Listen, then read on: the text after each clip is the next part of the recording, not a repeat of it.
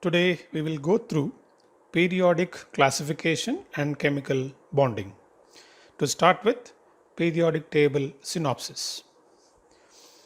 As we know, the periodic table, the modern periodic table, is constructed based on modern periodic law.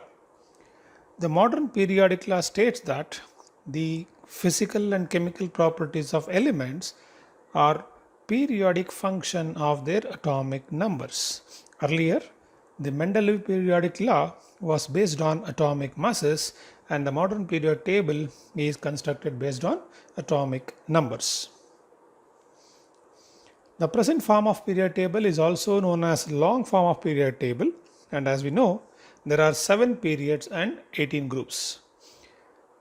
These are classified, the elements are classified into 4 blocks based on their electronic configuration, that is S block elements, P block elements, D block elements and F block elements. So let us go through each one individually. What are exactly S block elements? So these are the elements in which the differentiating electron enters into S subshell of the outermost shell. The general electronic configuration is always ending with NS1 or NS2. So this will be mainly group 1 and group 2, that is alkali metals and alkaline earth metals. So these are highly reactive metals. So two groups constitute S block elements. P block elements, these are the elements in which the differentiating electron enters P subshell of the outermost shell. So the general configuration is NS2 and NP126. This block contain both metals, non-metals as well as metalloids. All 3 types of elements are present. There are 6 groups coming under this category, that is group 16 and group 18. Sorry. S block and P block elements together, they are known as representative elements. They do represent their principal quantum number because the electron is entering into the outermost shell, which represents the principal quantum number of the atom. D block elements are the elements in which the differentiating electron enters into D subshell of the penultimate shell, so one less than the outermost shell. So NS1 to 2 and N minus 1D 1 to 10. There is also known as transition elements because they form a transition kind of a state between S block elements and P block elements. That is, the properties of these elements lie exactly in between to that of S block and P block. That's why they are called as transition elements. F block elements, these are the elements in which the differentiating electron enters into F subshell of anti-penultimate shell, 2 less than the outermost shell. So general electronic configuration is NS2, N minus 1D can have 0 or 1 electron, and N minus 2F will have from 1 to 14 electrons. These are a part of transition element block, so these are also known as inner transition elements. This particular block has 2 types of element. One is called as lanthanides, other one is called as actinides, and this block is separately placed at the bottom of the periodic table. Periodic properties. The properties of elements which show a regular variation when we move in the increasing order of atomic numbers, or these properties will show regular repetition after regular intervals when we arrange the elements in increasing order of atomic numbers. So some of the properties which are important periodic properties are atomic radius, ionization energy, electron gain enthalpy and electronegativity. So let us see one by one. Atomic radius. The atomic radius is actually defined as the distance between the nucleus and the outermost electron of an isolated gaseous atom. But if I take an isolated atom, the electron density can go up to infinite distance from the nucleus. Theoretically, even at infinite distance, electron density will not become 0. So we cannot get the absolute value of atomic size if I take an isolated gaseous atom. So to understand atomic size, we have alternate means, that is covalent radius, van der Waals radius and ionic radius. What exactly is covalent radius? So if I take covalent radius, it is half the distance between nuclei of two atoms of same element bonded through a single covalent bond. So if I take for example, let us say this is one atom, this is the nucleus. So this is the second atom where electron cloud is partially overlapped. This is the bond length. So half of this distance is going to be covalent radius. So covalent radius is half the bond length of covalent bond between two atoms of same element. On the other hand, van der Waals radius, so it is half the distance between the two nuclei of atom of same elements which are non-bonded and belonging to adjacent molecules, and very importantly this distance to be measured in solid state, because in liquid and gaseous state the molecules will be in movement. The adjacent atoms of different molecules we cannot measure accurately, it keeps changing. As a result, van der Waals radius to be measured in solid state. Suppose I take the representation. So this is one molecule. So as we discussed now, this is bond length, and if I take the second molecule, it is not bonded, so it is not going to be in contact, electron cloud will not overlap. So this is also bond length, and this is the distance between the two nuclei, and half of this distance is van der Waals radius. So generally you can see very clearly in the previous thing, this is the covalent radius, which is half of bond length where electron clouds are partially merged, and here the electron clouds are separated. There is a small distance separating the two atoms. So van der Waals radius obviously greater compared to covalent radius because it is non-bonded atoms. Ionic radius. So ionic radius is the distance from the center of the ion and a point up to which there is an influence of its electron cloud. So generally in ionic compounds, the distance between the two nuclei will be sum of the ionic radii of cation and anion. So if you take cation is found by loss of an electron, so electron cloud gets shrinked, and anion is found by adding one electron, so electron cloud expands. As a result, the size of cation is always lesser than the neutral atom, size of anion is always greater than the neutral atom size. How do atomic size varies across a period and down the group? So generally atomic size decreases across a period and increases down the group. So the 2 points which are defining the atomic size would be the effective nuclear charge and the shielding effect. So across the period, if I take, the electrons are at the same main energy level. So the screening effect is not going to increase considerably, but effective nuclear charge increases considerably. As a result, the atomic size decreases. Down the group, if you go, the electrons are added to next and next higher energy levels or energy shells. So for one atom to other atom, extra shell of electrons are added. So shielding effect predominantly increases compared to nuclear charge. So as a result, the atomic size decreases. Ionization energy. Ionization energy is the energy required to remove the outermost electron,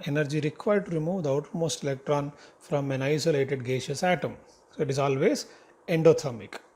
Then successive ionization energy is always increases. So if I take one atom, neutral atom, remove one electron, you get a cation, atomic size decreases. So it is difficult to remove an electron from a positively charged atom, positively charged ion, than the neutral atom. So second ionization energy of an atom always greater than the first ionization energy, and third ionization energy is always greater than the second IE value. So IE1 less than IE2 less than IE3. How does ionization energy varies across a period and down the group? So it will generally increases across the period and decreases down the group. So again it depends upon the atomic size. Atomic size decreases across the period, size is lesser, the outermost electron is held firmly by the nucleus, so the ionization energy will be high. So smaller the atom, higher is the ionization energy. And one more important point here, it depends on electronic configuration. So generally the half filled and completely filled atomic orbitals will have extra stability. So these elements will have higher ionization energy than the expected value. So elements in group 2, group 15 and group 18 will have high ionization energy values because of half filled and completely filled subshells. Electron gain enthalpy. Electron gain enthalpy is opposite of ionization energy. So it is the amount of energy released when electrons are added to the outermost shell of an isolated gaseous atom. In ionization energy, we remove the electron. In electron gain enthalpy, we add an electron. So amount of energy released when electron is added to outermost shell of isolated gaseous atom is called as electron gain enthalpy. For most of the elements, the first electron gain enthalpy is negative, means it is exothermic process. Heat will be liberated. But the second electron gain enthalpy, so once we add one electron, it becomes an anion. To add one more electron to the anion, always it is going to be endothermic process. We have to supply energy because it cannot easily accept the second electron, because already the nucleus is having more number of electrons to hold on to. As a result, it becomes an endothermic process. How does electron gain enthalpy changes in a period and on the group? Again, it depends upon the size. So electron gain enthalpy increases across the period and decreases down the group. So smaller the size of the atom, extra electron can be held by nucleus more firmly, because the distance between the nucleus and the electron will be less. So amount of energy released will be higher.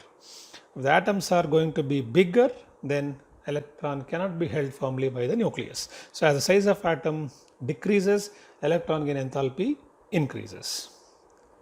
Then half filled and completely filled subshells, they have already attained extra stability. They won't readily accept one extra electron. So electron gain enthalpy of these elements will be much lesser.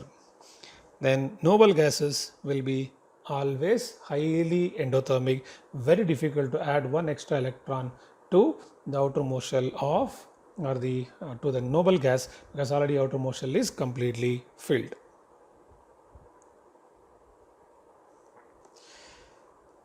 So generally, if I take the across a period, electron gain enthalpy increases. So it is maximum for halogens. So halogen require only one electron to attain that octet state. So electron gain enthalpy of halogen will be maximum, and they need one electron to attain the stability. So among halogen, the electron gain enthalpy decreases down the group.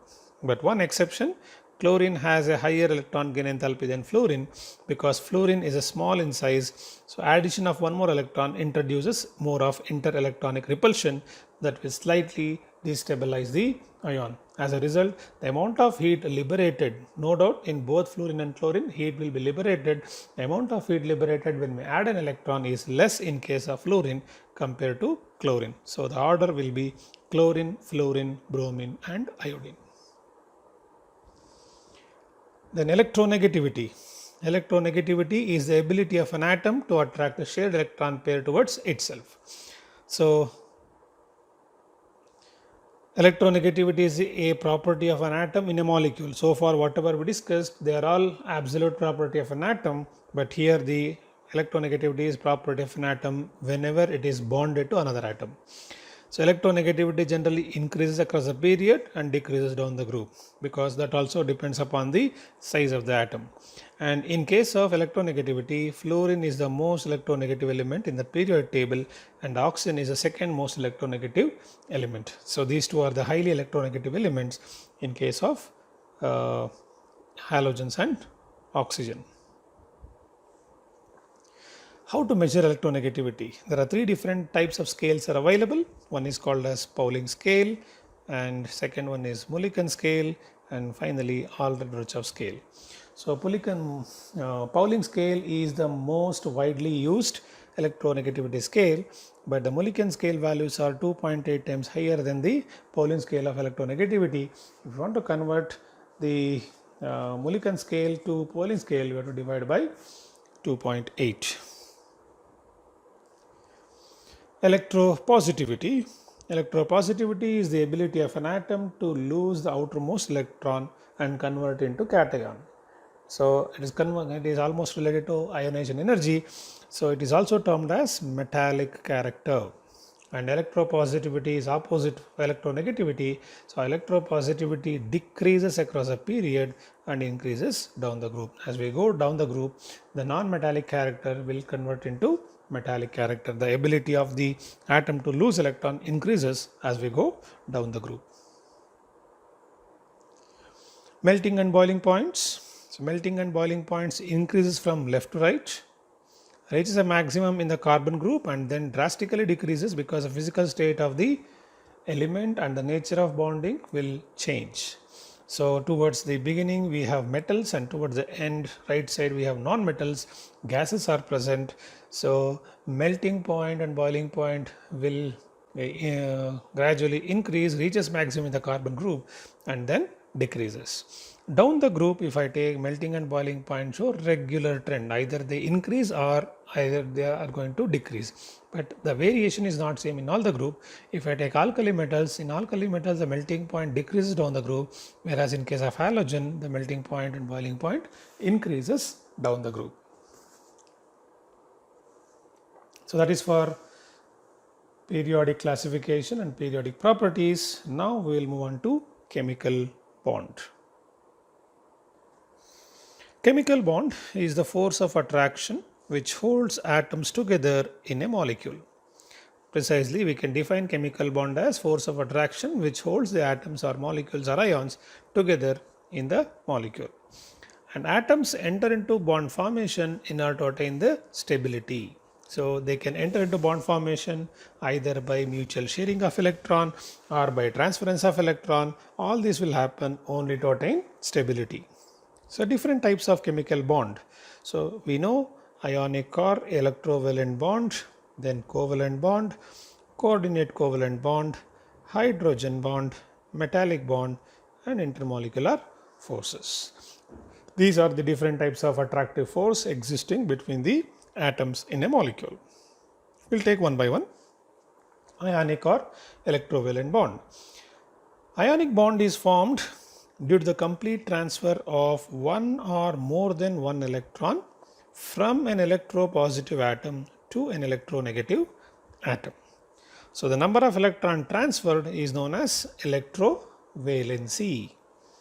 So ionic bond is due to the complete transference of one electron or more than one electron always from an electropositive atom to an electronegative atom. What are the factors which favors ionic bond formation? So first one, the cation formation should be easier, the anion formation should be easier, the attractive forces should be holding them together. So low ionization energy of cation forming atom. If ionization energy is less, it can easily convert into cation. Then high electron gain enthalpy or electron affinity of anion forming atom, because more the electron gain enthalpy in terms of negative value, that means it can absorb one electron more easily to convert into stable anion. And larger difference between the electronegativity of the two atoms. So higher the electronegative difference, then the bond formation is going to be predominantly ionic compared to covalent nature. Then very important is lattice energy, that should be high. So what exactly is this lattice energy? Lattice energy is the amount of energy released when 1 mole of the crystal, solid crystal, formed from its constituent gaseous ions. So ions are already in the gaseous phase, they are combining to form the solid form, and that amount of energy released will be called as lattice energy. And lattice energy cannot be determined experimentally. So we can never determine experimentally the value of lattice energy. So we theoretically calculate using the concept of Born-Haber cycle. So what exactly is Born-Haber cycle? So Born-Haber cycle is based on what is called as Hess law of constant heat summation. So Hess law of constant heat summation says that during a chemical reaction, the amount of heat liberated or absorbed will remain same. The enthalpy change of a reaction will remain same whether the reaction is carried out in one step or in multiple steps. So let us see Born-Haber cycle of simple example NaCl.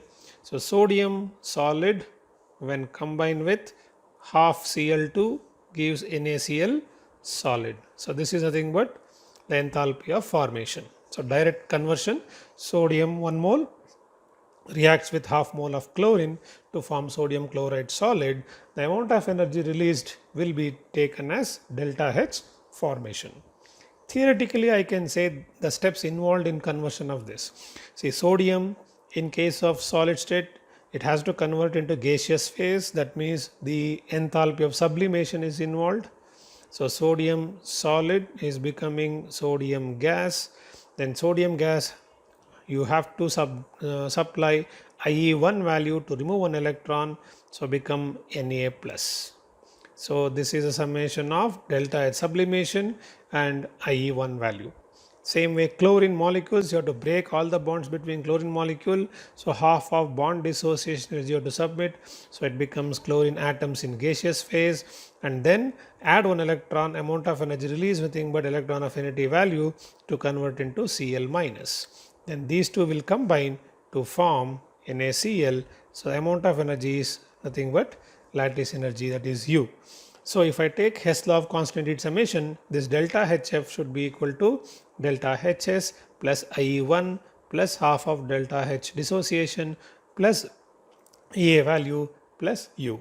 So I can find out U because I know all the other values.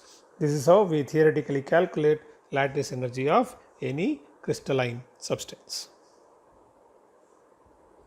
Properties of ionic compounds. So they are crystalline solids at room temperature. They have very high boiling and melting points.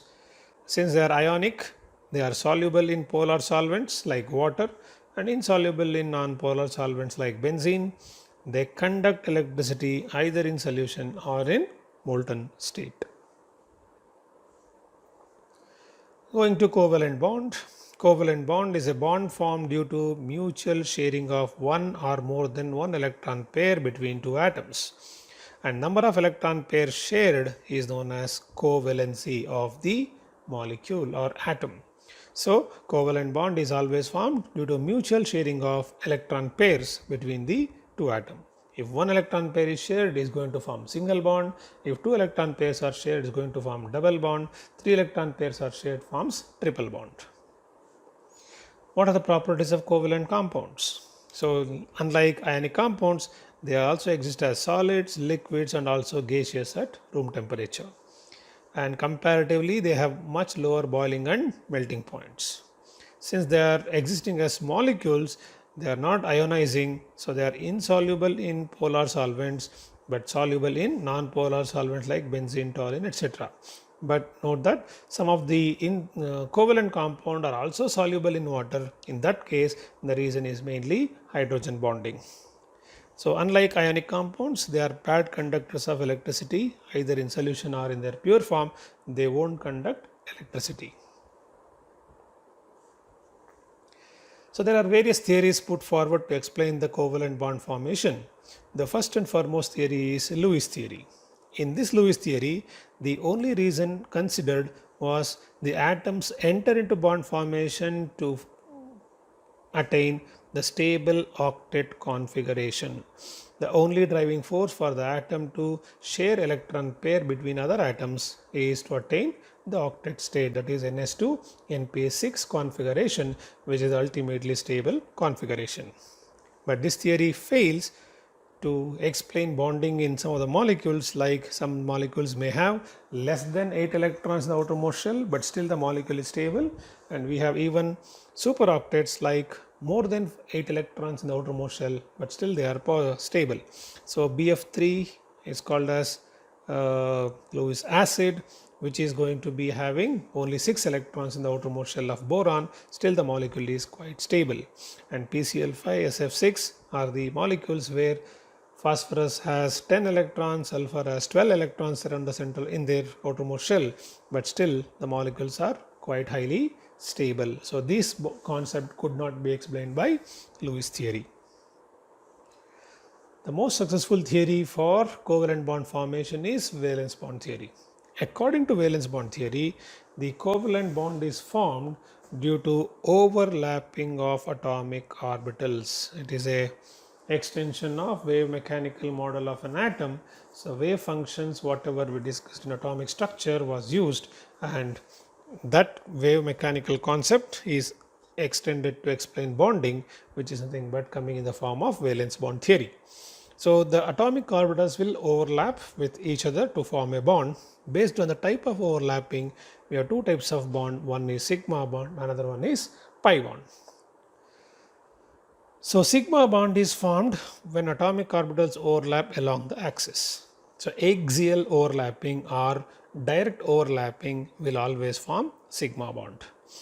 If the atomic orbitals overlap laterally or sidewise, the bond formed will be pi bond. Since in case of lateral overlapping, the extent of overlapping is not very high, the pi bond is always weaker than sigma bond. In a multiple bond, only one sigma bond exists, other bonds has to be pi bonds. So in a double bond, there is one sigma and one pi. In triple bond, there is one sigma and two pi bonds. To explain the bonding in various other molecules, the concept of hybridization is introduced by valence bond theory.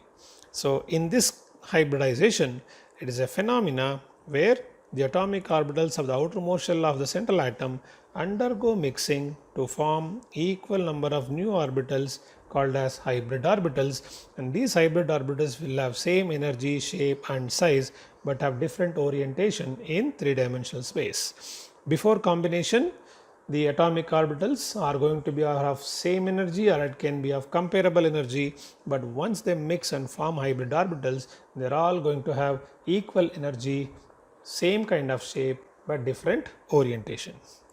And always the number of atomic orbitals overlapping will be equal to number of hybrid orbitals formed in the atom. And based on the orientation, a definite geometrical shape will be given for each and every hybridization. So covalent bonds are directional in space. As a result, here also hybrid orbitals also directional in space, giving a regular geometry for the molecule. So let us take one by one sp3 hybridization. So in this case, as we know, one s orbital and three p orbitals are involved in hybridization. The four hybrid orbitals are directed towards corners of a regular tetrahedron. So sp3 hybridization is also called as tetrahedron hybridization. And in this case, the bond angle is exactly equal to 109 degree 28 minutes. So methane, CCl4 are the examples of sp3 hybrid molecules. So carbon in methane, carbon in CCl4 undergo sp3 hybridization to form four bonds with hydrogen or chlorine. sp2 hybridization, as the name itself says, it has one s and two p orbitals involved in hybridization. So total number of orbitals will be 3, and these 3 orbitals are directed in one plane in the form of a trigonal planar structure. So trigonal planar structure means this is the central atom. You have 1, 2, 3. This will be 120 degree. So bond angle is 120 degree. Example is BCl3, BF3 and ethene, the alkene, the sp2 hybrid carbon, double bonded carbon atom will be sp2 hybrid. So ethene is also one example for sp2 hybridization. sp hybridization, the name itself says, one s and one p orbital involved in hybridization. Only two orbitals, the best possible orientation is opposite to each other. So this is a central atom. So it is going to be one orbital like this, one orbital like this. The bond angle is 180 degrees. So bond angle is 180. The example is beryllium chloride, and also alkyne. The triple bonded carbon in all alkynes will be sp hybridized. When d orbitals are involved in hybridization, sp3d hybridization, 1s, 3p, and among d subshell it is dz square orbital involved in sp3d hybridization. So the sp3d hybridization means there are 5 orbitals. So this is central atom. So 5 orbitals means there will be 1, 2, 3 trigonal planar, and perpendicular to that there will be 2 more. So this is going to be trigonal bipyramidal.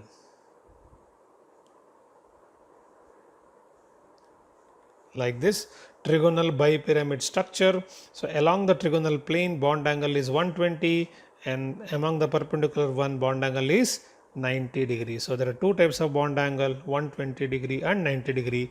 Example is PCl 5.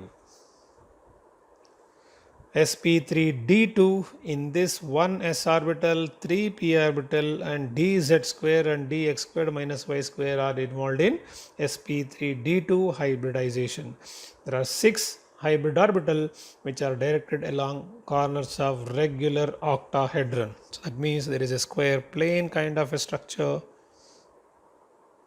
This is central atom. So 1, 2, 3, 4 and perpendicular to each other. So there are 6 corners of octahedron. All the bond angles are exactly equal to 90. It is one of the perfectly symmetrical orientation. Example is sulfur hexafluoride. sp3d3. So in case of this 1s, 1, 3p and 3d, that is dxy, dyz, dzx are involved in hybridization. So these are oriented along pentagonal bipyramid. So pentagonal bipyramid structure like this. So central atom 1, 2, 3, 4, 5, 6 and 7. So the bond angle along the pentagon plane is 108 and the perpendicular ones are 90 degrees. Example is IF7. How to find the hybridization of an atom in the molecule? So we can go over a simple formula. You have to find a number x. So x is equal to total number of valence electron of the central atom and surrounding it how many number of monovalent atoms are present. And if the ion is a cation, you have to minus the charge of cation.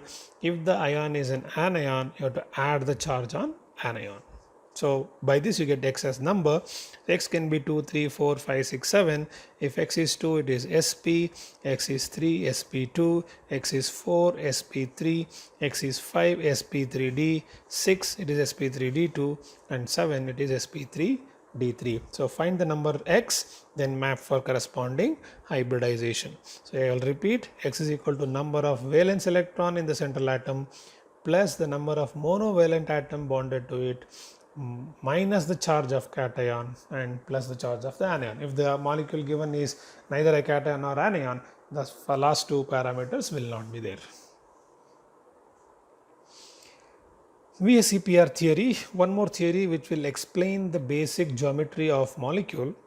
So the geometry of the molecule depends mainly on the number of electron pairs around the central atom.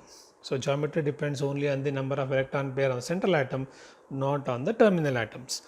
These electron pairs in the central atom tend to orient themselves in 3D space to have a minimum repulsions and maximum stability. So the orientation of this electron pair will be in such a way that the repulsion between these electron pairs are minimum. So there are two types of electron pairs. One can be bonded pair, other can be lone pair. Since lone pair is controlled by only one atom, it occupies larger space in 3D. As a result, lone pair, bond pair repulsions are going to be different. So order of repulsions are lone pair will be highest repulsive force, then it is lone pair, and finally bond pair repulsion. So let us see how the geometry can be explained. So first I will take molecule AB. So AB means two atoms bonded to each other with one bond pair. So 2 bond pair, 0 lone pair. So central atom is going to be sp and linear. AB2.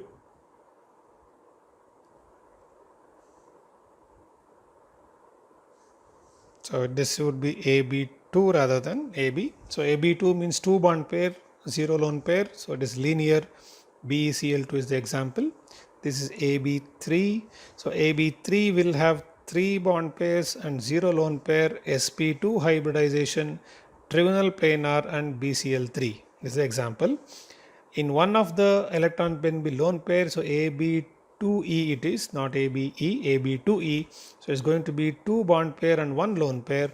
So the geometry is always same as hybridization, but the shape can be different. because lone pair cannot be identifying the shape of the molecule. So the geometry is still trigonal planar, but because one lone pair is there, out of 3 becomes 2 invisible, it becomes bent.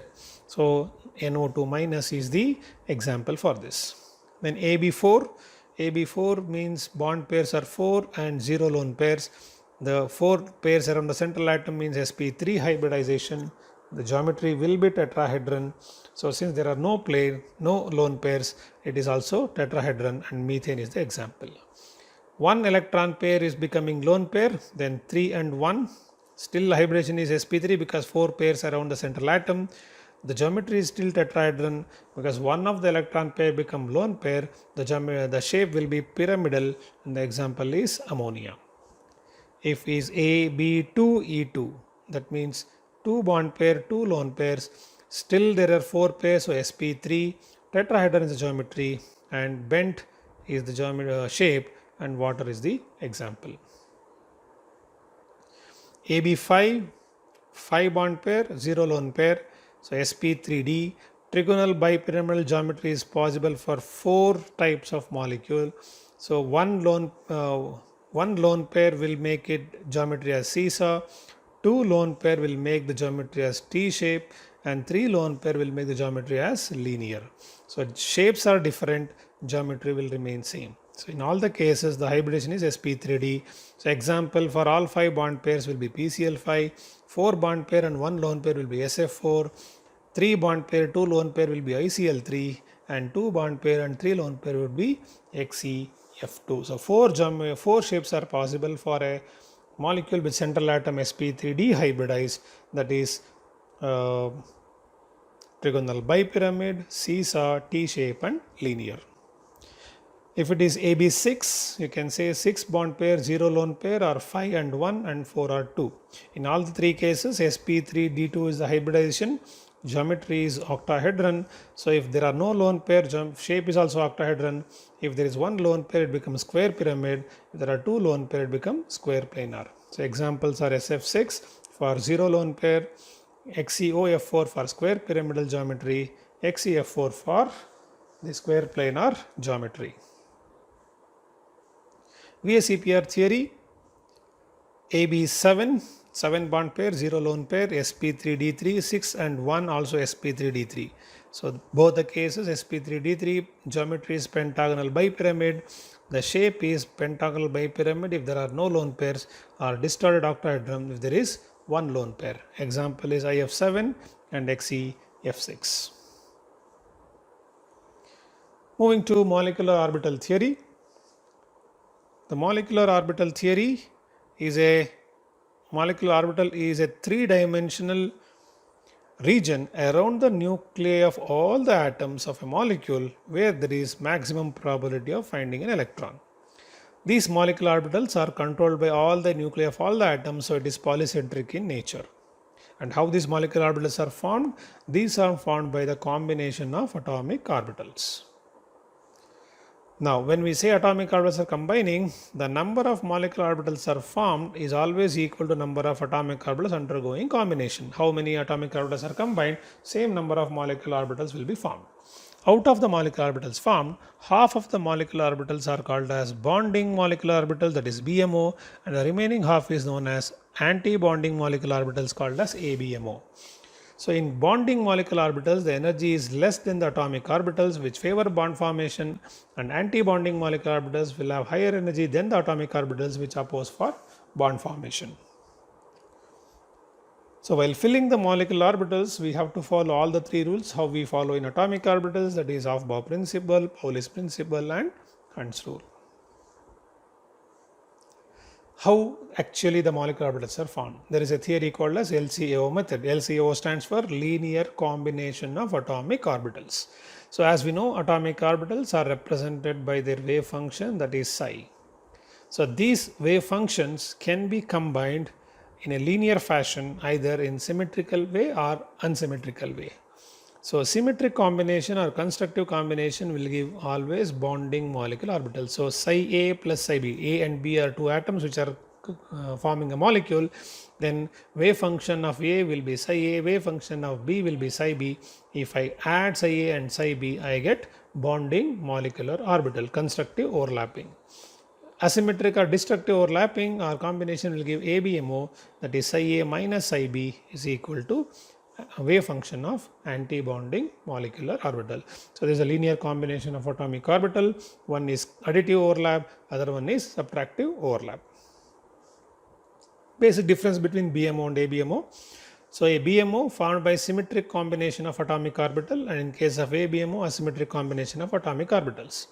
And BMO has lower energy than the atomic orbitals, and here it is high energy than the atomic orbitals. It favors bond formation, it does not favor bond formation. Very important, the BMO may or may not have a nodal plane, but in case of ABMO, always it will have minimum of one nodal plane. Electron density is maximum between the two nuclei in case of bonding orbital. Electron density is minimum in case of anti-bonding orbitals. Because of that reason only, anti-bonding will not favor bond formation. Types of molecular orbital. Depending upon the types of overlapping, we can have two types of molecular orbital, that is sigma molecular orbital and pi molecular orbital. As we know, sigma bond and pi bond more or less same. Sigma molecular orbitals are formed by axial overlapping of atomic orbitals to form the molecular orbitals. These may or may not have a nodal plane. Pi molecular orbitals, this is formed by lateral overlapping of atomic orbitals, and these will be having minimum of one nodal plane. So, we will see how the orbitals are formed. So, if I take s orbitals overlapping, constructive and destructive. So, if it is bonding, it is called as sigma 1s. If it is anti-bonding, it is called as sigma star 1s. So, you can see clearly the first one is constructive overlapping. The electron density between the two nuclei is maximum. As a result, this is bonding, that is sigma 1s, and you can see a nodal plane, it is going to be anti-bonding sigma star 1s. This plus and minus in the figure indicate the sign of the wave function. It is nothing to do with physical significance of the electron cloud or anything. It is just a sign of the wave function. If I take p orbital, so these are two lobes of p orbital. So this is overlapping along the axis. So, if I take the yellow one is overlapping with yellow one, they merge, that is constructive overlapping. So, electron density is maximum between the two nuclei. This is sigma 2pz, and if you take the yellow one is overlapping with blue one, it is destructive overlapping, they won't merge easily. So, there is a small gap between them, there is a nodal plane. So, electron density is minimum between the two nuclei. This is sigma star 2pz. Same way pi orbitals, so they are lateral overlapping. So, you can see yellow one is overlapping with yellow one, becomes a yellow lobe and bottom blue lobe. So, this is pi molecular orbitals pi 2px. So, here you can see in this particular yellow one and blue one and yellow one. So, if it is plus, this is minus, this is minus, this is plus. So, if yellow is, if I say it is plus, plus, minus, minus. So, this will be plus, this will be minus. Here also plus, minus, but overlapping is plus, minus, minus, plus. So, this is anti-bonding pi star 2px. Energy level diagram of molecular orbitals. You can see very clearly there are two types of energy level diagram for homonuclear diatomic molecules. First one is still up to nitrogen. This is up to nitrogen. This is after oxygen onwards. So, here sigma 1s, sigma star 1s is not shown. 2s is forming sigma 2s, sigma star 2s. Then very important difference is here. So, in case of molecules up to 14 electrons in the system, the pi 2px and pi 2py orbitals will have lower energy than sigma 2pz orbital. If the number of electrons in the system crosses 14, then we have to follow this diagram where sigma 2pz is lesser in energy than pi 2px and pi 2py. So, these are the two diagrams we have to follow depending upon whether the number of electrons is less than 14 or more than 14. Bond order is equal to half of number of electrons in bonding minus number of electrons in anti-bonding. So, if the bond order is higher, the molecule will be relatively stable. If I say bond order is 0, then there is no bond formed between the two atoms, the molecule does not exist. So hydrogen molecule, as we know, hydrogen there is 1s electron and 1s electron, 2 hydrogen atoms, 1s electron. So total number of electron system is 2.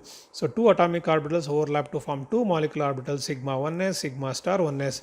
Only 2 electrons, both electron goes to sigma 1s because I have to follow Aufbau principle. So number of electrons in bonding is 2, number of anti-bonding electrons are 0. So bond order is half of 2 minus 0, which is equal to 1. That means there is a single bond between 2 hydrogen atoms. Since there is no unpaired electrons in the molecular orbital, molecular magnetic property will be diamagnetic. If I take helium, He2 molecule, assuming that is existing, helium will be 1s2 configuration. There are 2 atoms of 1s2 configuration. So 2 plus 2, 4 electrons, sigma 1s, sigma star 1s. So you get 2 electrons to sigma 1s, 2 electrons to sigma star 1s. So the bond order will become 0. So there is no molecule of He2 exist. Say a nitrogen molecule, nitrogen 14 electrons. So 1s, sigma 1s, sigma star 1s is 4 electrons, that is already taken into consideration. Then remaining 10 electrons. So 2 electrons in 2s, here 2 electrons in 2s, so 4, sigma 2s, 2p, so sigma 2s will have 2 electrons, sigma star 2s will have 2 electrons, and 3 plus 3, 6 electrons in the 2p subshell of each of the nitrogen. Total 6 electrons I have to fill now. So pi 2px will take 2, pi 2py will take 2, and sigma 2pz will take 2. So there are 6 electrons in bonding, no electrons in anti-bonding, bond order becomes equal to 3. And there is no unpaired electron, nitrogen is diamagnetic in nature. The major drawback of valence bond theory was it is unable to explain the paramagnetic nature of oxygen. That was explained by MOT. So in case of oxygen, similarly, so it is more than 14 electrons. We have to follow second diagram. Sigma 2pz is lower energy and pi 2px, pi 2py will be high energy. So if you fill the electrons, you get 2 unpaired electrons in the anti-bonding orbitals. So bond order is 2. Because of 2 unpaired electron, magnetic property become paramagnetic. So MOT successfully explains the paramagnetic behavior of oxygen molecule. Moving to polar covalent bond. If the covalent bond formed between 2 atoms of different electronegativity, then electron pair is unequally shared. If there is unequal sharing of electron, the bond is known as polar covalent bond. If the electron pair shared equally, if the electronegativity is same for 2 atoms, the bond will be always non-polar covalent bond. So in polar molecule, there is a property called as dipole moment. So dipole moment is the product of magnitude of the positive or negative charge, product of the magnitude of partial positive or negative charge on the atom and the bond length. So mu is given by E into D. A polar molecule will have a permanent dipole moment, and a non-polar molecule will have zero dipole moment.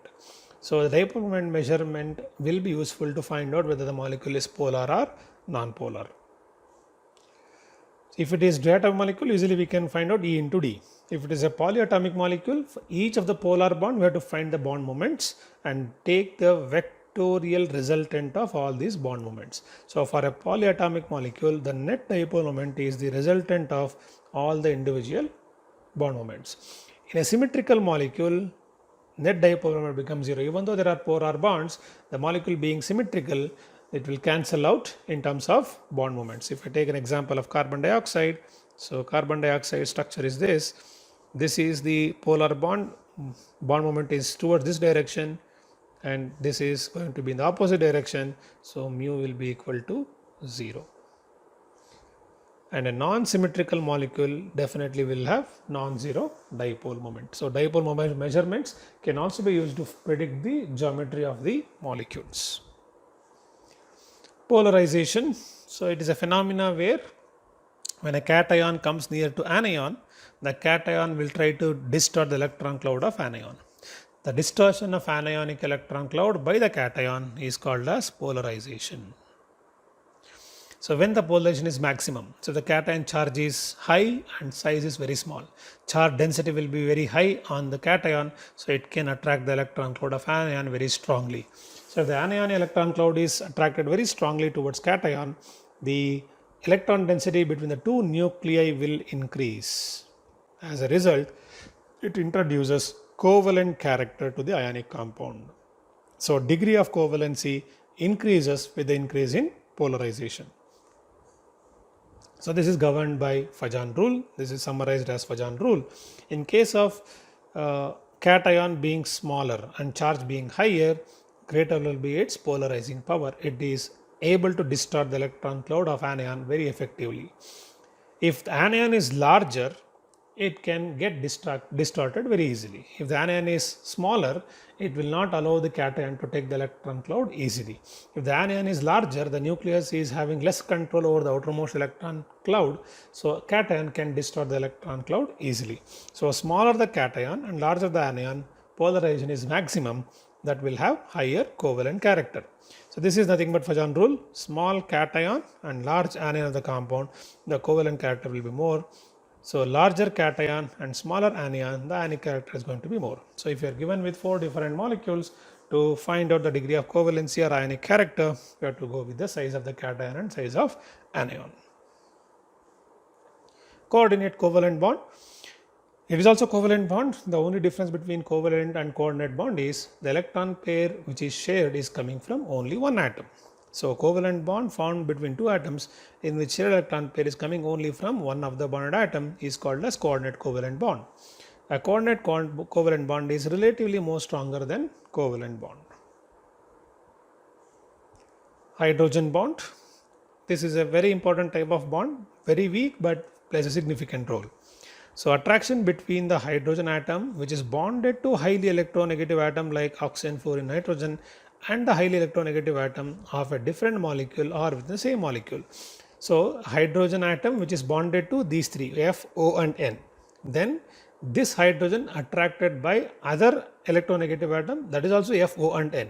These can be present in different molecule or within the same molecule.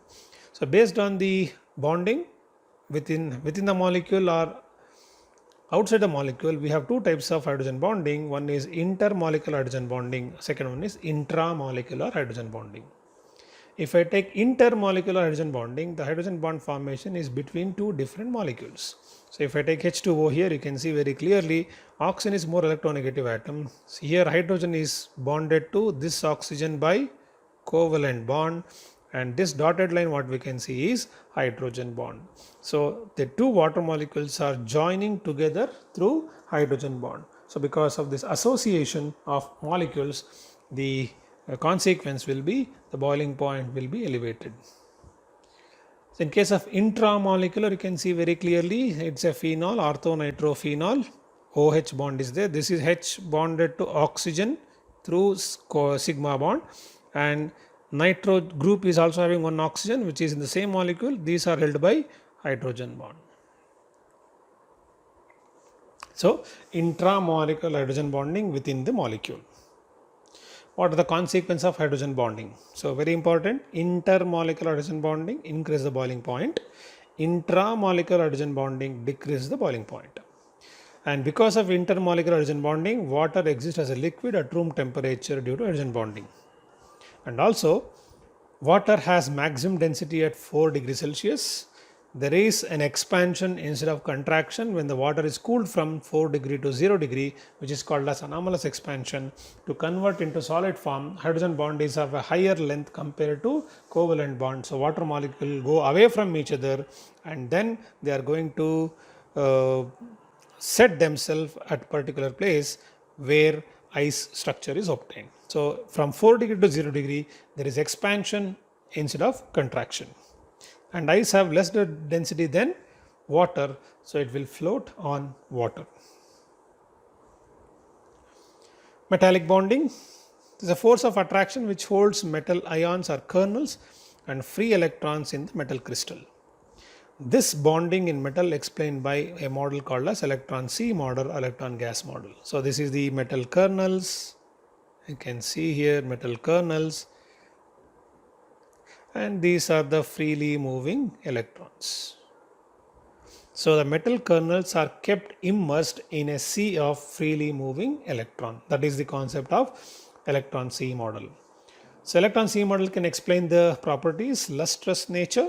So when light falls on the metal surface, the free electrons are set into oscillation, so it absorbs energy and re-emit the same.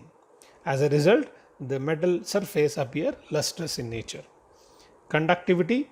So the free electrons are responsible for carrying electricity from one part of the metal crystal to other part of the metal crystal. So both thermal and electrical conductivity can be explained by presence of lots of free electrons. Thermoionic emission. When the metals are heated to a high temperature, the electrons will gain sufficient kinetic energy to escape out of the attractive forces. As a result, the kinetic energy of electron increases, and at a particular temperature, the electron get emitted out of the metal surface. As a result, the thermoionic emission is observed. Then photoelectric effect. When light radiation falls on metals like cesium or rubidium, which have very low ionization energy, the energy of the light itself is sufficient to overcome the attractive forces. So that's going to eject the electrons out of the crystal. So both photoelectric effect and thermoionic emission can be explained by same electron sea model. Then finally, malleability and ductility. So in malleability, ductility means metals can be converted into thin sheets and thin wires. So when the metal is subjected to mechanical force, the layers of metal kernels will slide one over the other. The thickness of the metal can be decreased. It can be converted into thin sheets and thin wires. But remember, during this process, the three-dimensional arrangement of metal kernels with respect to each other will not be altered. The 3D structure of crystal structure of metals will not be altered, but it is only just defragmented to different thickness and to form thin wires and thin sheets.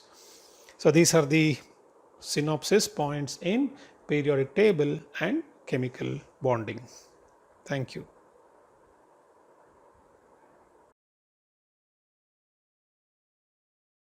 Today we are going to discuss few important points related to S block. The S block elements. Group 1 and group 2 elements are called S block elements, and group 1 elements are lithium, sodium, potassium, rubidium, cesium, francium, and group 2 elements are beryllium, magnesium, calcium, strontium, barium, and radium. So group 1 and group 2 elements together are called S block elements. Let us take the first property, atomic size. The first group elements have largest atoms in each period. That is, across a period, atomic size will be decreasing. Therefore, the first atoms, means the first group atoms, will be having largest atomic size. And the size of the atom increases down the group. That is because down the group, number of orbits will be increasing. This is same with respect to second group also. In second group also, the atomic size will be increasing down the group. Then comes second property, density. So as we know, density depends upon two factors, mass as well as the volume. Means density is given by the mass and the volume here now. It is found that density increases down the group. That is because when you are moving down the group here, we can see more increase of mass when compared to increase of atomic volume. So this means down the group, the increase of mass is more when compared to increase of volume. So because of relative increase of mass more than that of the volume, density is increasing down the group. And exception is potassium. Potassium is found to be less dense than that of the sodium. It's found to be less dense than that of the sodium. That is because relatively potassium has higher atomic volume. Relatively, potassium has higher atomic volume. That is, potassium has more atomic volume than it should have. It is having more atomic volume than it should have. Therefore, density of potassium is less. So, order of densities will be lithium less than sodium, and sodium is more than potassium, then comes potassium less than rubidium, and then cesium we have. And coming towards lithium, sodium, potassium are lighter elements. They are lighter than water, implies the density is less than that of water. This is regarding density. Then second group elements. Second group elements are more dense and density once again increases down the group. Second group elements are more dense because of two things. They have smaller size, as well as larger mass. Implies their mass is more and volume is less, and thereby density of second group elements is more than that of density of the first group elements. Then coming towards property ionization potential. The first group elements have least ionization potential in that particular period. That is because of largest atomic size in that period. So first group elements have least value. And ionization potential will be decreasing down the group. That is because of increase in the atomic size down the group. And all the elements of the first group exhibit +1 oxidation state. And in +1 oxidation state, the compounds are colorless. The compounds are colorless as well as diamagnetic in nature.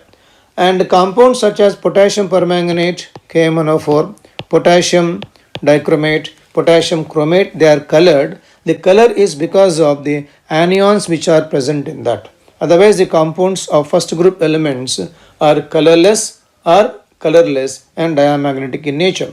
Rubidium and cesium can lose electrons very much easily when exposed to visible light also. Because of larger size, they can lose electrons very much easily, and therefore they are used in the construction of photoelectric cells. So lithium and cesium can lose electrons very easily when exposed to visible light itself, and therefore they are used in the construction of photoelectric cells. When it comes to second group elements have higher IP values than that of the first group elements there. These higher IP values, because of small size, they have a smaller size as well as they will be having stable NS2 configuration. Because of stable configuration and smaller size, they are having higher IP values when compared to group 1 elements. And uniformly, all of them will be exhibiting +2 oxidation state. So group 1 +1 state we have, group 2 they are exhibiting +2 oxidation state. This is regarding ionization potential. When it comes to electropositive character, alkali metals are highly electropositive in nature because of larger size, and then metallic property depends upon electropositivity. Since they have more electropositive character, they are more metallic in nature. So alkali metals are highly electropositive and highly metallic in nature. And metallic property, the metallic nature is decreasing, metallic nature is increasing down the group. That is because down the group, we are observing down the group, electropositive nature is increasing, thereby metallic nature also increases down the group. When it comes to second group elements are lesser metallic in nature because they have lesser electropositivity. But again, down the group, metallic nature will be increasing there as regarding second group, electropositive character. Then melting points and boiling points. Melting points and boiling points depend upon metallic bond strength. Means higher metallic bond strength, higher melting points. Metallic bond strength in turn depends upon the size of the atom and number of valence electrons involving in bonding. Metallic bond strength depends upon size of the atom as well as number of valence electrons involving in bonding. Means if size is larger, they are going to have lesser melting point. Valence electrons are more, they are going to have higher melting point.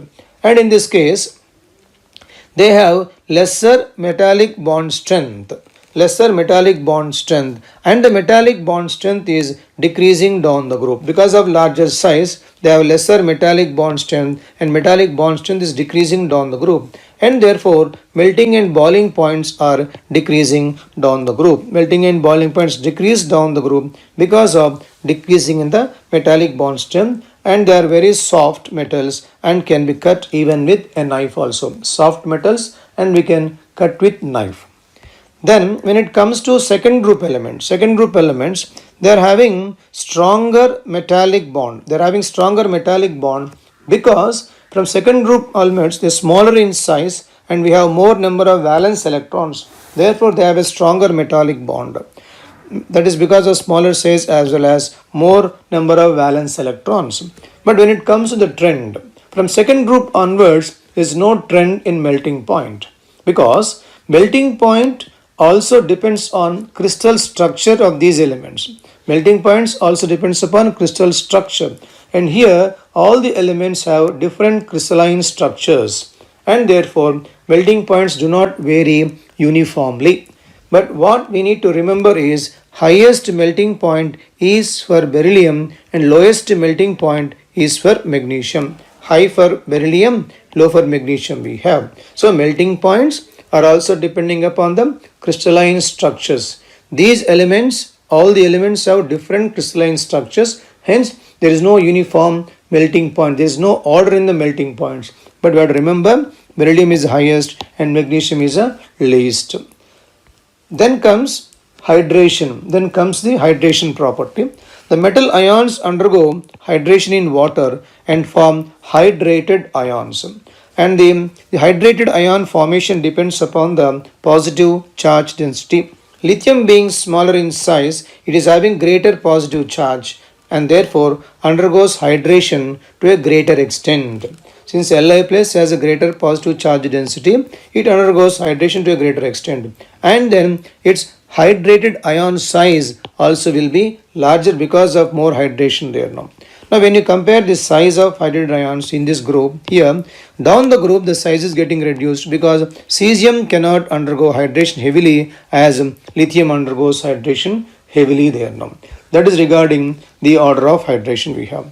Then when it comes to the extent of hydration, there is also decreasing down the group because down the group positive charge density is decreasing. Suppose when you take the order of the size of these ions, including water molecule, that comes like this. So lithium, say H2O, say taken X times, say positive here now, plus ion, will be greater than that of sodium ion, then that of. Finally, you are going to get here cesium H2O, say taken X times here. This is the order of the hydrated ions we have. So lithium is going to have very much larger size and last one cesium is going to have smaller size. It's depending upon the positive charge density. More positive charge density, heavy hydration.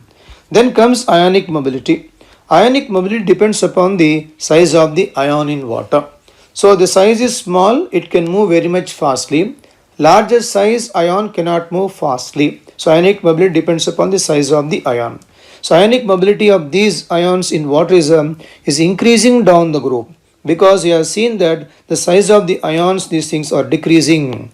So lithium ion size with water molecule is very much bigger and therefore this ion cannot move very much faster. That is, its hydrated ion size is larger here and cesium ion including water molecule is very much small and therefore cesium ion can move very much fastly. So increasing order of ionic mobilities will be in this order we have. So depends upon hydration. So heavily hydrated ion cannot move fastly and less hydration means ion can move fastly. Therefore lithium cannot move fastly whereas cesium ion can move fastly.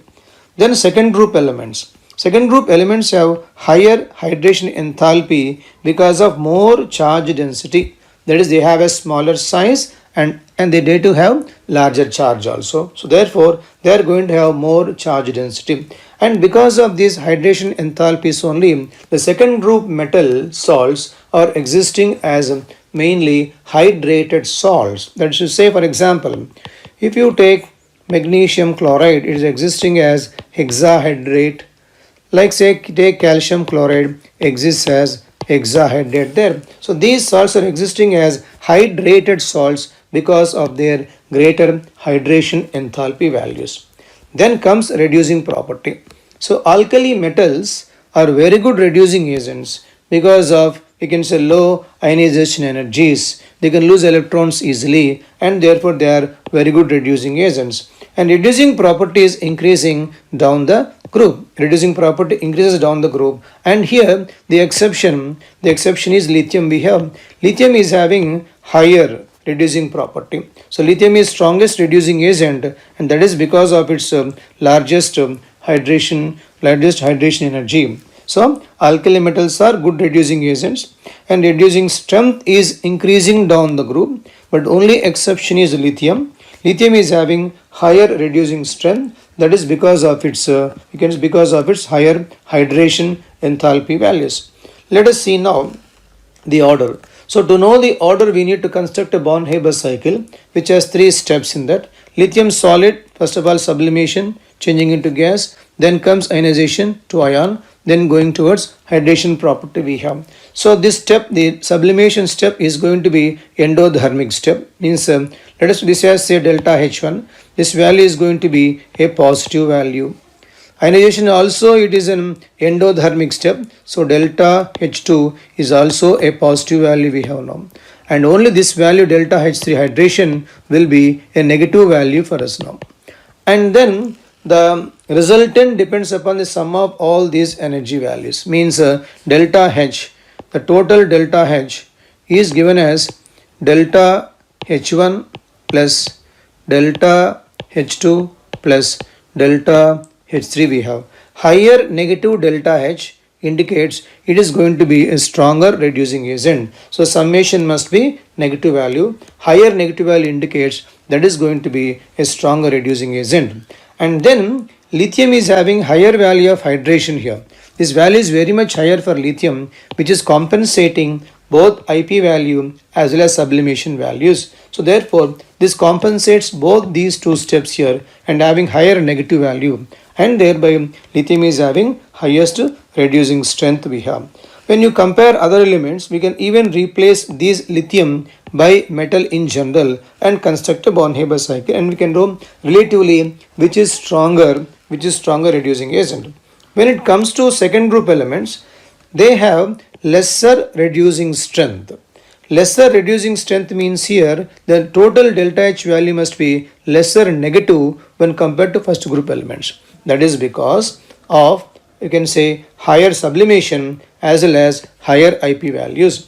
Because they are having smaller size and stable configuration, they are going to have stronger metallic bonding, hence they have higher sublimation, and because of stable configuration, they are having higher IP values. Because of these 2 higher positive values here, they are going to have lesser negative delta H. That leads to lesser reducing strength. So second group elements have lesser reducing strength because of higher sublimation and then because of the higher IP values.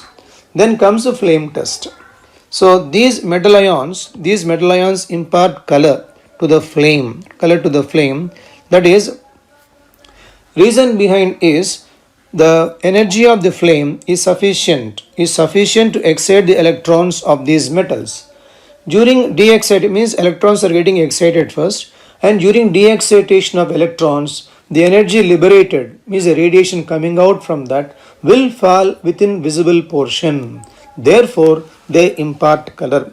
After excitation and de-excitation takes place, during de-excitation of the electrons, the energy liberated in the form of radiation that falls within visible portion. Therefore, they impart color.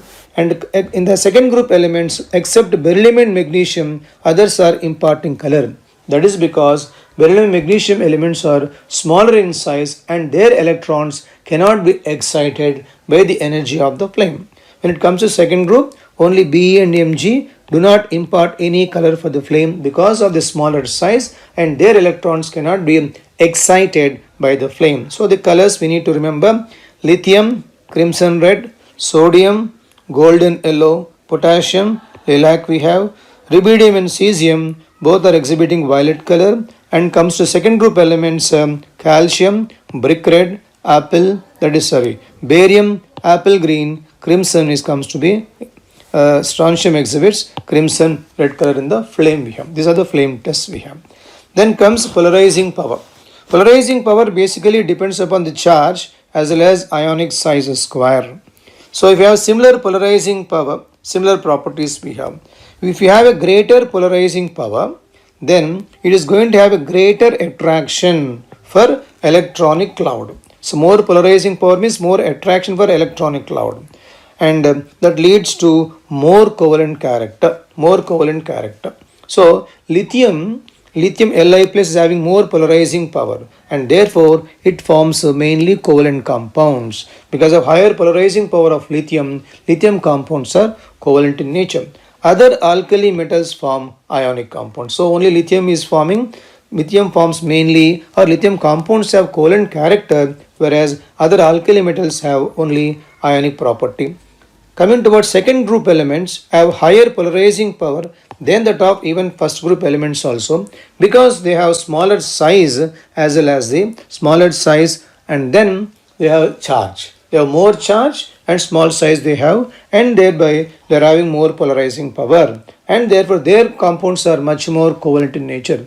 And in second group elements here, beryllium element the forms covalent compounds, whereas all others are forming ionic compounds.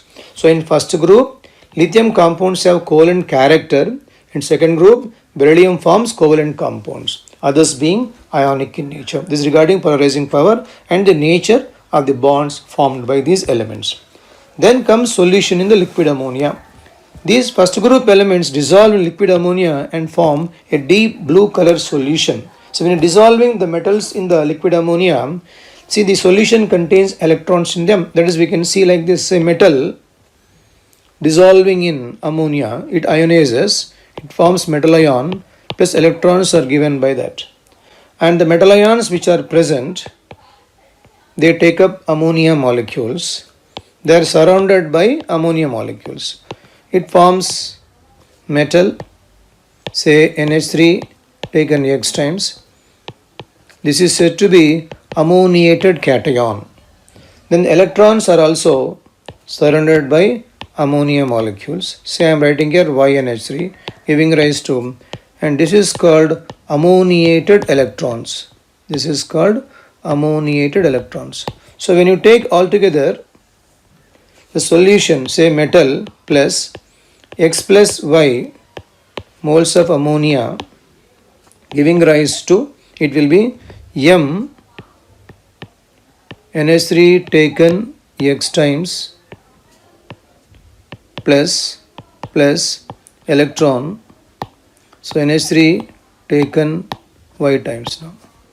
So the solution mainly contains here ammoniated cations and ammoniated electrons are present now.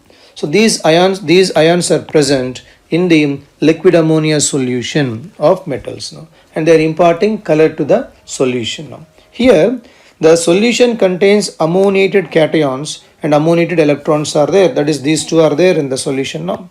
And then the solution exhibit following property because of these two. The solution is paramagnetic in nature, is the reducing nature we have, as well as conductivity, of course along with the color also. And then here the paramagnetic property, the first two properties are because of the, we can say, electrons present in them, that is because of, we can say, ammoniated electrons which are there in that.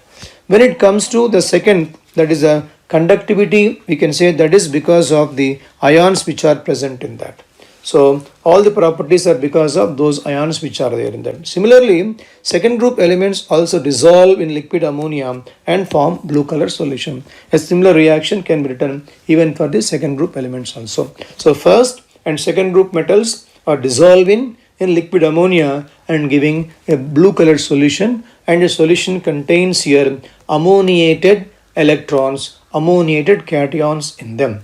There is a property regarding solution in the liquid ammonia we have. Then next, now properties, chemical properties, reaction with air now. Alkali metals readily react with air as well as water now. Suppose when you are exposing the alkali metals to air, what will happen is they react with air, and you can take reaction like this. So for example, sodium is there. When exposed to air, it reacts to form sodium oxide, and then this further absorbs moisture of air and dissolves in that, forming sodium hydroxide, and this may absorb even carbon dioxide of atmosphere also, and then it forms Na2CO3. It implies that when sodium is exposed to air, finally we are going to get sodium carbonate, and therefore the metals are not stable when exposed to air now. Hence they are stored in inert solvents something like kerosene, and then paraffin wax. So they react when exposed to air, and finally you are going to get their carbonates here. Therefore, they are stored in inert solvents. They are stored in inert. This is the reaction happening when exposed to air now. Now, when they are heated in air now, reaction is different. Lithium preferably forms lithium monoxide, and sodium forms mainly sodium peroxide, and potassium forms mainly potassium superoxide. These are the main compounds formed by lithium, sodium, potassium when they are heated in air now. We observe that down the group, the formation of higher oxides is gradually increasing because increasing in the stability due to the lattice enthalpy. So down the group, we can say that lattice enthalpies of higher oxides is increasing. Therefore, down the group elements are forming higher oxides now. And peroxides are diamagnetic in nature, while superoxides are paramagnetic. Means superoxides are paramagnetic in nature, means superoxides are going to have unpaired electron in them. Therefore, superoxides are paramagnetic in nature. Second group elements do not form superoxides. Means second group elements, they can form only oxides and peroxides, but not superoxides. That's regarding the oxide formation of these elements. Then comes reaction with water. The reaction with water, reactivity is increasing down the group. That is because of increasing in the electropositivity of these elements now. Lithium reacts slowly with the water and liberates lithium hydroxide, forms lithium hydroxide and liberates H2 gas. Sodium reacts similarly, but reaction is going to be a fast reaction. Compounds will be similar in nature. Potassium, similar reaction, but reaction is going to be very much violent. So the reactivity is increasing down the group because of increasing in the electropositivity. When it comes to second group elements, the first element beryllium will not react with water, whereas the rest of the elements are reacting with water. So in first group elements, all react with water. Second group elements, except beryllium, rest of the things will be reacting with water. Then comes halides now. In the case of halides, means all halides have higher heat of formation. Means suppose when you take here sodium plus X2, giving rise to say NaX, that is to say here 2 and 2, regarding formation of sodium halide. So delta H value itself is called heat of formation here now. 1 mole of is being for heat of formation. All halides are having higher heat of formation. They have higher heat of formation. And then for a given metal, heat of formation is decreasing from fluoride to iodide. For a given metal, heat of formation decreases from fluoride to iodide. That is because for a given metal, iodide is more covalent. Iodide has more covalent character. Iodide has more covalent character, therefore its heat of formation is less now. Then when it comes to the lattice energy of these compounds, lattice energy is energy liberated when 1 mole of ionic crystal is being formed. And lattice energy mainly depends upon the Coulombic force of attraction. And therefore lattice enthalpy will be increasing with the increase in the size of lattice enthalpy. Lattice enthalpy decreases with the increasing in the size of the cation, because Coulombic force of attraction depends upon the size and depends upon the size as well as distance between the ions. So lattice enthalpy is mainly energy given when 1 mole of ionic crystal is being formed. There, for example, Na plus Cl minus given as to NaCl, the energy formed itself is called lattice enthalpy. Is mainly depending upon the Coulombic force of attraction, and therefore when the size increases, size of the cation increases, Coulombic force of attraction decreases, hence lattice enthalpy also decreases. So this is the decreasing order of lattice energy of these fluorides given to us. The next point. Regarding halides, there is one key point to understand. That is, means we have to know 3 main points: lattice enthalpy, melting points, heat of formation. These 3 points in the case of halides. Let us take an example like this. Say lithium halide means lithium chloride, then sodium chloride, then potassium chloride, then rubidium chloride. Then comes cesium chloride we have. We have taken all chlorides, lithium chloride, sodium chloride, potassium chloride, rubidium chloride and cesium chloride here. First one, the element which is the compound which has highest lattice enthalpy. Lattice enthalpy depends upon Coulombic force of attraction. So the smaller the size of the cation, higher the lattice enthalpy. Therefore, this element LiCl is going to have higher lattice enthalpy, higher lattice energy. Higher lattice energy. So means last is going to have lesser lattice energy than now. Then comes regarding melting points. Melting points for when the compound is having higher lattice enthalpy, melting point must be also higher. But lithium compounds have slight covalent character in them. Therefore, lithium compounds are not having higher melting points. So all sodium compounds have higher melting points. Therefore, now NaCl is having high melting point. High melting point. That is to say, LiCl is having lesser melting point than now. When it comes to high heat of formation, the more ionic character leads to high heat of formation, and this is having higher heat of formation there now. So the compound has high heat of formation.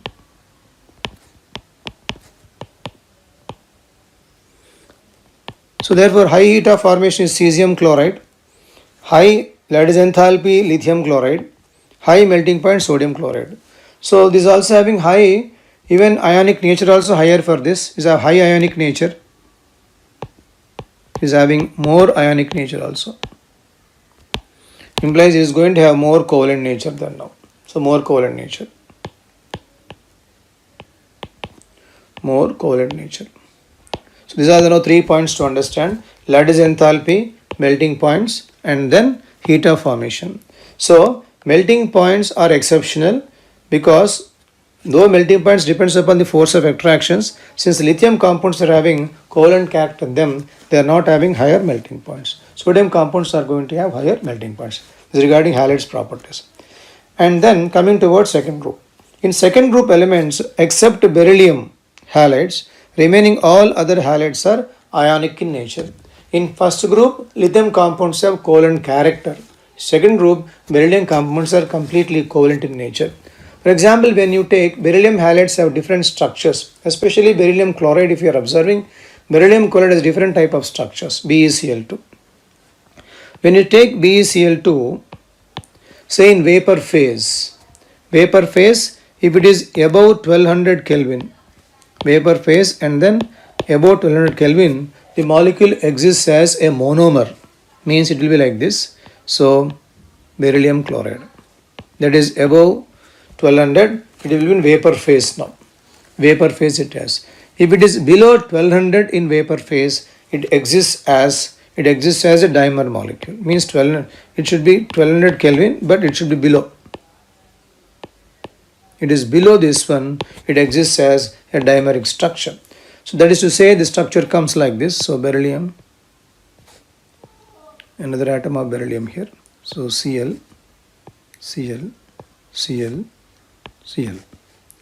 So like this we have, this way we have, this is going to be a coordinate covalent bond from these two, like this we have.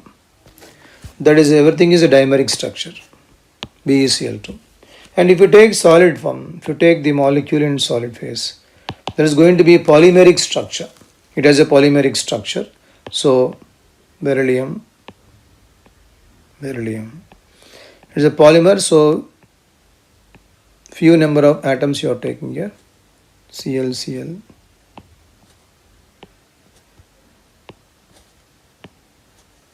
So on and so forth we have. So these two I am putting normal covalent bonds like this, and other one will be a coordinate covalent bond in this way.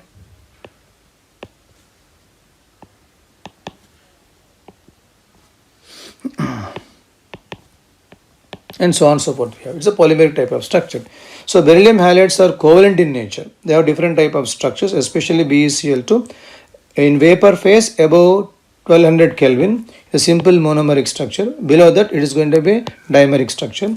Solid state, the molecule is existing as a polymeric structure it has. This is regarding halides. Then comes oxides and then hydroxides.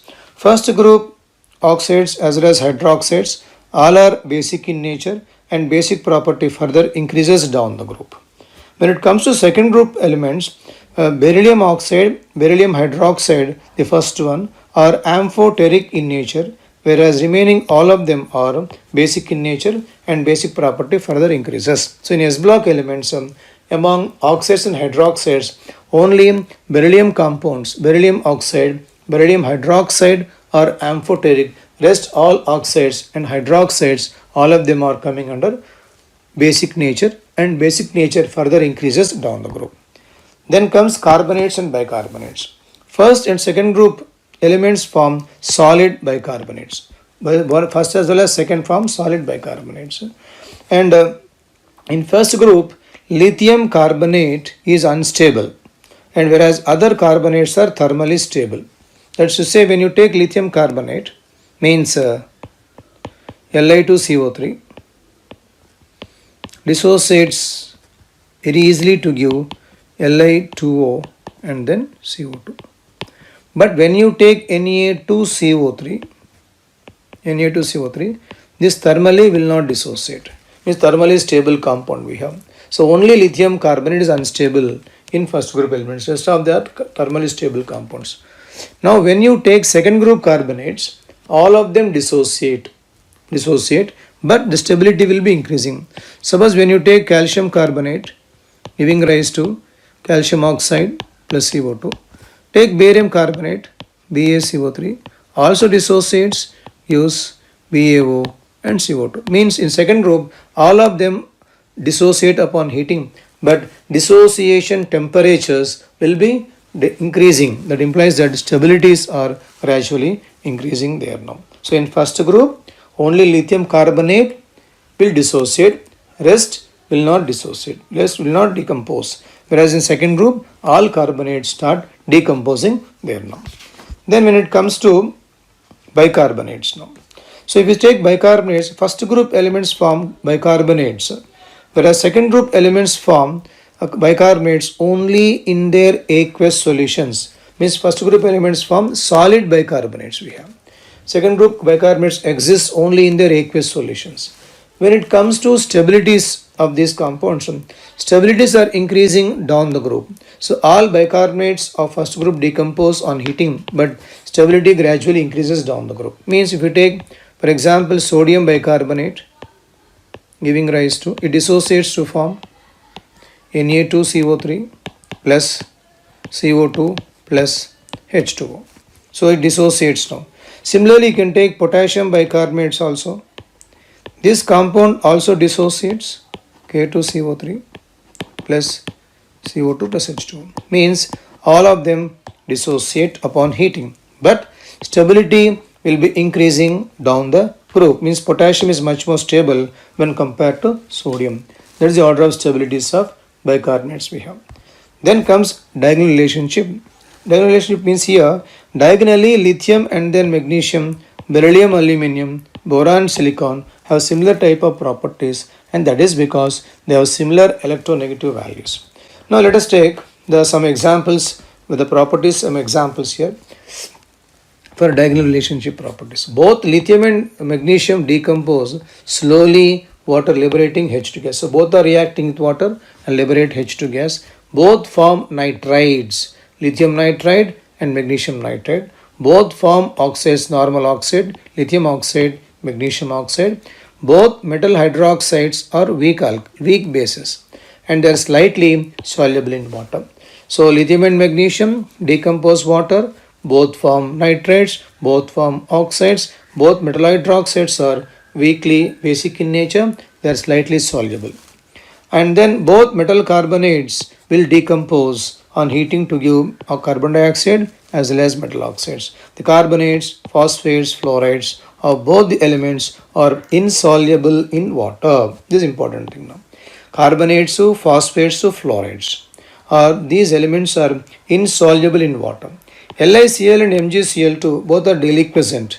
They form covalent solids only because of high polarizing power, and they hydrolyze to form respective hydroxides. And the nitrates of lithium and magnesium they easily decompose to form metal oxide and nitrogen dioxide. It is something like carbonates of this decompose to form metal oxide and carbon dioxide. Similarly, nitrates also decompose and then form the oxides as well as the nitrogen dioxide. Means you take a reaction like this. So lithium nitrate on decomposition, it forms lithium oxide plus nitrogen dioxide. Similarly, you can take magnesium nitrate also, you can take here. Also dissociates to form magnesium oxide plus nitrogen dioxide. So compounds are oxides as well as nitrogen dioxides we have. This is regarding nitrates we have. Then comes solubilities now. Solubilities of these metal salts, if you take solubilities of the metal salts of larger anions, they are decreasing down the group. Means, for example, when you take sulfates, let us take sulfates. So beryllium sulfate, then comes magnesium sulfate, so on and so forth. Let us take barium sulfate. The sulfates, when you consider here, the sulfate solubilities are decreasing down the group. Means first is more soluble, last is less soluble. This is going to be the order of solubility in them. When it comes to solubilities of salts containing smaller anions, for example, when you take, say, beryllium hydroxide, magnesium hydroxide, and so on and so forth, take, say, barium hydroxide, the solubilities of these compounds are increasing down the group. Means the order comes like this. They are increasing down the group we have. This is the order of solubilities of the salts having larger anions and salts having the smaller anions we have. And commercially important compounds of group 1 and group 2. Sodium carbonate NH2O is called washing soda, and this is bicarbonate used in the baking soda. CaO is called quicklime, and calcium sulfate 2H2O gypsum, and half H2O is called plaster of Paris. Sodium, potassium, magnesium, calcium have biological importances also.